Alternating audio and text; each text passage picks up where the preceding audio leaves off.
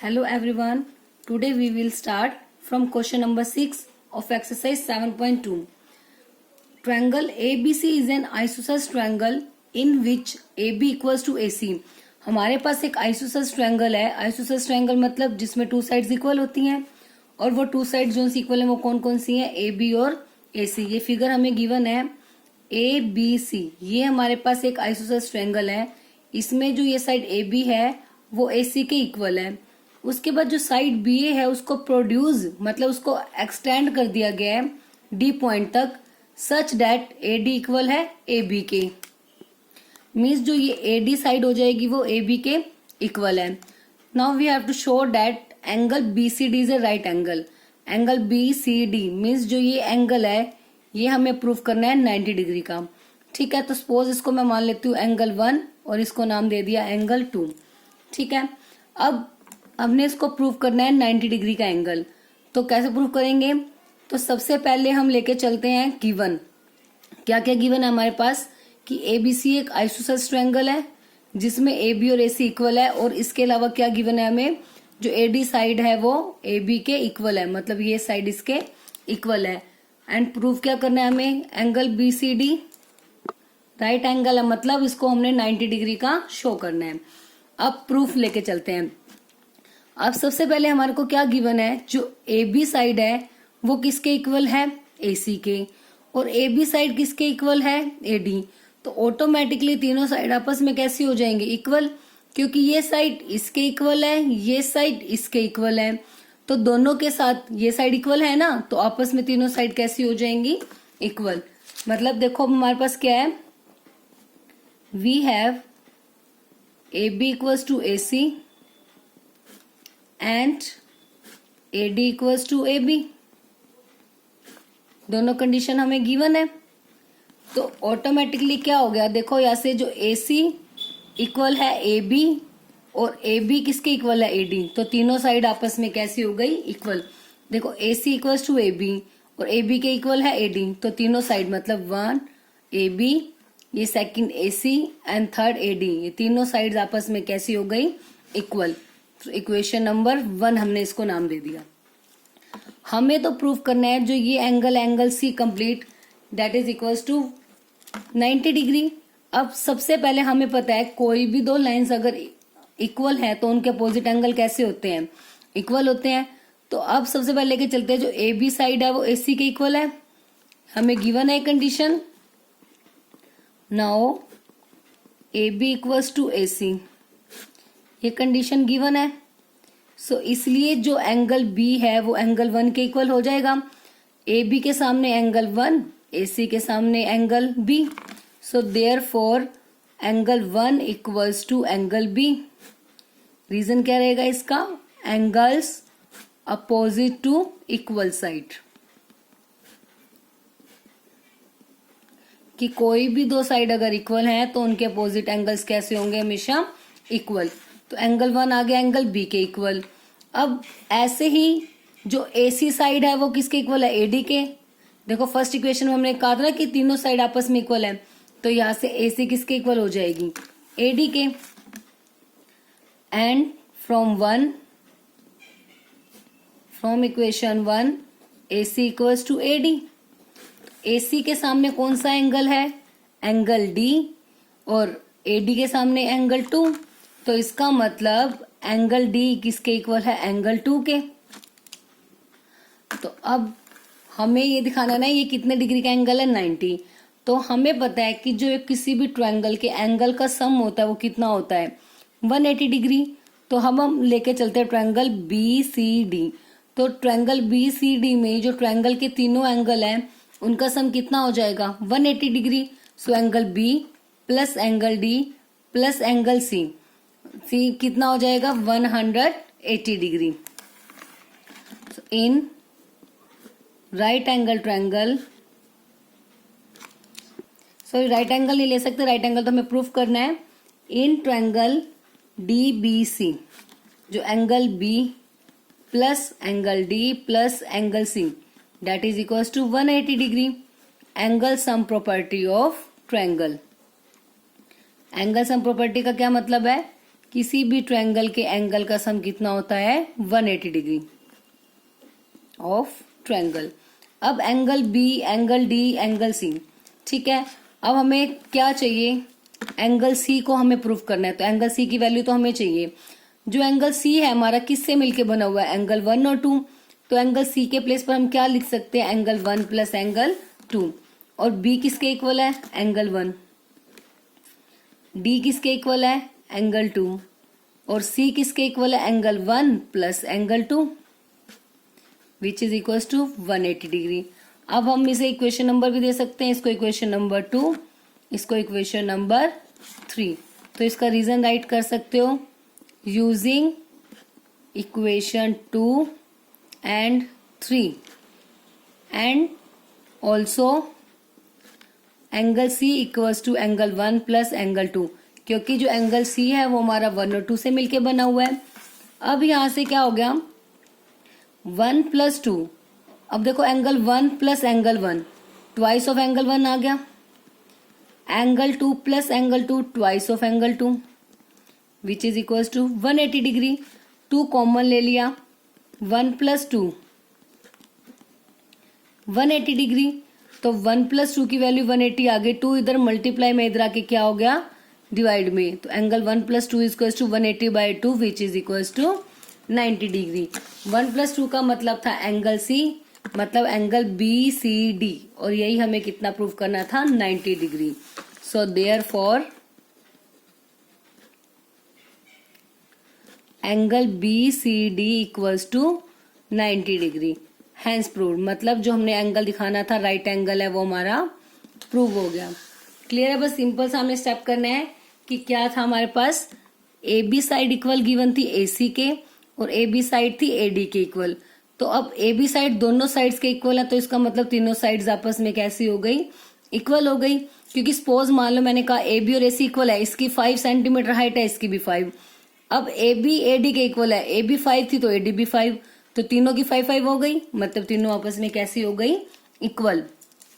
जैसे ही तीनों sides equal आ गई, अब हमने एंगल सी को 90 का दिखाना है, इसके लिए हमने क्या किया कि हमें पता है कोई भी दो साइड अगर इक्वल है तो उनके अपोजिट एंगल कैसे होते हैं, इक्वल। तो ए बी इक्वल है ए सी के, तो एंगल बी इक्वल हो गया एंगल 1 के। ऐसे ही ए सी इक्वल है ए डी के, तो एंगल 2 इक्वल हो गया एंगल डी के। अब बी 1 के इक्वल है, 2 डी के इक्वल है। अब तीनों एंगल का सम, ट्रायंगल के एंगल का सम होता है 180 डिग्री, तो angle B plus C plus D हो गया 180। बी के प्लेस पर लिख सकते हैं हम 1 क्योंकि दोनों इक्वल है, डी के प्लेस पर लिख सकते हैं एंगल 2 क्योंकि दोनों आपस में इक्वल है, सी के प्लेस पर लिख सकते हैं 1 प्लस 2 क्योंकि सी किससे मिलके बना हुआ है, 1 प्लस 2 से। तो वहां से हमारे पास 1 प्लस 2 कितना आ गया, 90 डिग्री। 1 प्लस 2 का मतलब था angle C, that means angle B C D is 90 degree, और यही हमें प्रूव करना था। Now next question, question number 7, ABC is a right angle triangle. ABC एक राइट एंगल ट्रायंगल है, मतलब एक एंगल 90 डिग्री का होगा, और कौन सा एंगल 90 डिग्री गिवन है हमें, A, तो जो ये A एंगल है that is 90 degree. And AB equal है AC के, जो ये साइड है AB वो AC के इक्वल है। ये फिगर हमें गिवन नहीं है, हमने खुद से बनानी है। हमें फाइंड आउट करना है एंगल B और एंगल C, तो इस एंगल की और इस एंगल की वैल्यू हमें फाइंड आउट करनी है। ठीक है, तो लेट्स स्टार्ट। तो सबसे पहले राइट करते हैं गिवन। गिवन क्या है, ABC एक राइट एंगल ट्रायंगल है, एंगल A 90 है, AB और AC इक्वल है। फाइंड क्या करना है, एंगल B और C की वैल्यू हमें फाइंड आउट करनी है। अब ये दोनों वैल्यू फाइंड आउट करनी है। अब देखो ये एंगल, सॉरी ये साइड इसके इक्वल है, मतलब AB इक्वल है AC के। अगर दो साइड इक्वल है तो उनके अपोजिट एंगल इक्वल होंगे, तो AB के सामने C, AC के सामने B, तो इसका मतलब एंगल B इक्वल है एंगल C के। और ट्रायंगल के एंगल का सम कितना होता है, 180 डिग्री, तो उसमें से एक एंगल है 90, बाकी दोनों का सम कितना हो गया, 90 डिग्री। इन दोनों का टोटल हो जाएगा 90, और दोनों आपस में इक्वल है तो कितने के हो जाएंगे, 45 के। बस यही हमें राइट करना है। सो लेके चलते हैं। अब सबसे पहले क्या है हमारे पास, AB इक्वल्स टू AC हमें गिवन है, तो AB और AC इक्वल है तो उनके अपोजिट एंगल्स इक्वल होंगे, तो AB के सामने एंगल C, AC के सामने एंगल B। तो याद रखना बस एबीसी ट्रायंगल है ना, तो एबी के सामने जो सा नेम नहीं है, सी नहीं है तो सी। एसी के सामने कौन सा होगा, कौन सा नाम बच गया, बी, तो उसके सामने बी होगा, क्योंकि एसी के सामने ऑब्वियस है ए और सी में से कुछ हो नहीं सकता, जो तीसरा वर्टेक्स बच गया वही उसके सामने होगा। ऐसे ही ए बी के सामने ना ए हो सकता है ना बी हो सकता है, तो तीसरा वर्टेक्स जो बच गया मतलब सी उसके सामने होगा। तो इसका रीजन क्या आ जाएगा, angles opposite to equal sides. ठीक है, अब एंगल सी और बी आ गए इक्वल। अब in triangle, in right angle triangle A B C, हमारे पास क्या है, angle A plus angle B plus angle C which is equal to 180 degree. इसका रीजन क्या हो जाएगा, by angle sum property of triangle. Angle sum property of triangle की triangle के एंगल का सम कितना होता है, 180 degree. Angle A is 90 degree. अब बी और सी इक्वल है, तो अगर मैं सी के प्लेस पर भी हम क्या राइट कर सकते हैं, बी को, कोई प्रॉब्लम नहीं है, आपकी मर्जी है, चाहे बी के प्लेस पर सी राइट कर लो या सी के प्लेस पर बी राइट कर लो, मतलब दोनों को सेम बना लेंगे, इक्वल्स टू 180 डिग्री। सो अब 90 प्लस का इधर आके क्या हो जाएगा, minus, angle B plus angle B हो जाएगा 2 time angle B which is equals to 180 degree minus 90 degree. ना 2 एंगल बी इक्वल्स टू 180 में से 90 गए, 90 डिग्री। अब एंगल बी कितना हो जाएगा, मल्टीप्लाई में 2 है इधर आके डिवाइड में, which is equals to 45। B की वैल्यू आ गई 45, हमें निकालनी है बी और सी की वैल्यू। अब सी एंगल किसके इक्वल है, बी के इक्वल है, so therefore angle C equals to 45। तो दोनों आंसर आ गए हमारे पास कि एंगल बी भी 45 होगा और एंगल सी भी कितना हो जाएगा, 45 डिग्री। बस क्या यूज करना है इसमें हमें कि ट्रायंगल के एंगल का सम होता है 180 डिग्री। अब ये दोनों साइड इक्वल है तो इनके अपोजिट एंगल कैसे होंगे, इक्वल, मीन्स बी और सी एंगल आपस में इक्वल हो जाएंगे क्योंकि ए बी और ए सी साइड इक्वल है। फिर उसके बाद तीनों का सम हो गया 180, ए की वैल्यू हमारे पास है, बी और सी में से किसी भी एक को हम सेम बना लेंगे। आपकी मर्जी है, चाहे बी के प्लेस पर सी राइट कर दो और ये भी सी हो जाएगा, या सी के प्लेस पर बी, दोनों को सेम बनाना है तो किसी एक को हम चेंज कर देंगे। तो वहां से एंगल बी की वैल्यू हमारे पास आ गई 45 डिग्री। अब बी और सी हमारे पास इक्वल थे तो जो बी की वैल्यू आई है वही सी की वैल्यू होगी, मतलब सी की वैल्यू भी कितनी आ जाएगी, 45। तो ये हमारे दोनों आंसर हो गए, यही हमें फाइंड आउट करना था। Now next question number 8, this is the last question of your exercise. Show that the angles of an equilateral triangle are 60 degree each. कि हमें प्रूव करना है कि कोई इक्विलेटरल ट्रायंगल है हमारे पास, उसका हर एक एंगल कितने डिग्री का होगा, 60 डिग्री का। अब हमारे पास गिवन है कि ए बी सी एक इक्विलेटरल ट्रायंगल है, ठीक है। प्रूव करना है कि इसका हर एक एंगल, मतलब एंगल ए बी और सी सभी की वैल्यू कितनी कितनी दिखानी है हमें, 60 डिग्री। अब आपको पता है कि इक्विलेटरल ट्रायंगल का मतलब होता है ऐसा ट्रायंगल जिसकी हर एक साइड, मतलब तीनों साइड इक्वल होती हैं और तीनों एंगल्स भी आपस में कैसे होते हैं, equal. So we have ABC is an equilateral triangle। कैसा ट्रायंगल है ABC, equilateral triangle. So therefore इसकी तीनों साइड आपस में कैसी हो जाएंगी, इक्वल। तो AB equals to BC equals to AC and angle A equals to angle B equals to angle C। क्योंकि इक्विलेटरल ट्रायंगल के सभी एंगल आपस में इक्वल होते हैं, सभी साइड्स आपस में इक्वल होती हैं। क्यों, क्योंकि देखो सभी साइड्स आपस में इक्वल है, तो जैसे ये साइड इक्वल है तो ये दो एंगल आपस में इक्वल हो गए, ये दो साइड इक्वल है तो ये एंगल आपस में इक्वल हो गए, ऐसे ये दो साइड इक्वल है तो ये आपस में इक्वल हो गए। तो ऑटोमेटिकली जो तीनों एंगल्स हैं वो आपस में कैसे हो जाते हैं, इक्वल। अब ट्रायंगल के एंगल का सम कितना होता है, 180 degree.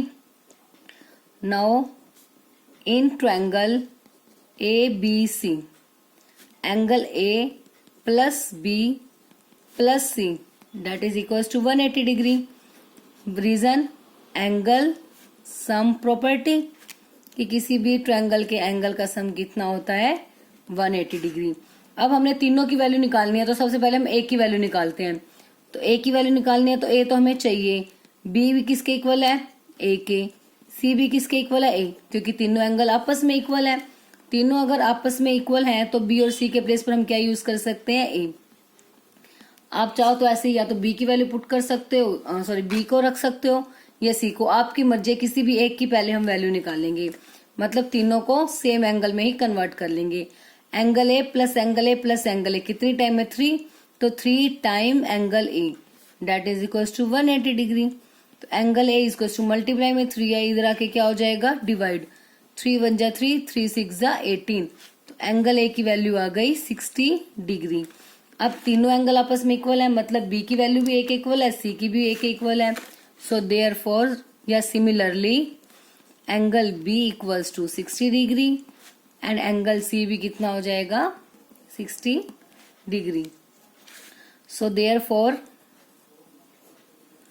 Each angle of an equilateral triangle is 60 degree, कि इक्विलेटरल ट्रायंगल का हर एक एंगल कितनी डिग्री का होता है, 60। बस हमें ये कंसेप्ट यूज करना है कि इक्विलेटरल ट्रायंगल के सभी साइड्स इक्वल होते हैं और सभी एंगल आपस में कैसे होते हैं, इक्वल। जैसे ही तीनों एंगल आपस में इक्वल हो गए, हमें पता है ट्रायंगल के एंगल का सम 180 होता है, तो तीनों का सम 180 है, तीनों एंगल आपस में इक्वल है, तो तीनों को हमने सेम एंगल में बना लिया, एंगल ए में कन्वर्ट कर दिया सबको। बी और सी ए के इक्वल है तो बी को भी ए लिख दिया, सी को भी ए, वहां से एंगल ए की वैल्यू आ गई 60, तो एंगल ए बी और सी तीनों आपस में इक्वल है, तो बी और सी की वैल्यू भी कितनी कितनी आ जाएगी, 60 डिग्री। यही हमें दिखाना था कि इक्विलेटरल ट्रायंगल का हर एक एंगल कितने डिग्री का होता है, 60 डिग्री। वो हमारा रिजल्ट आ गया, सो देयरफॉर हैंस प्रूव्ड। तो बस इसी के साथ हमारी एक्सरसाइज 7.2 यही फिनिश होती है। आई होप कंप्लीट एक्सरसाइज 7.2 आपको अच्छे से क्लियर हो गई होगी।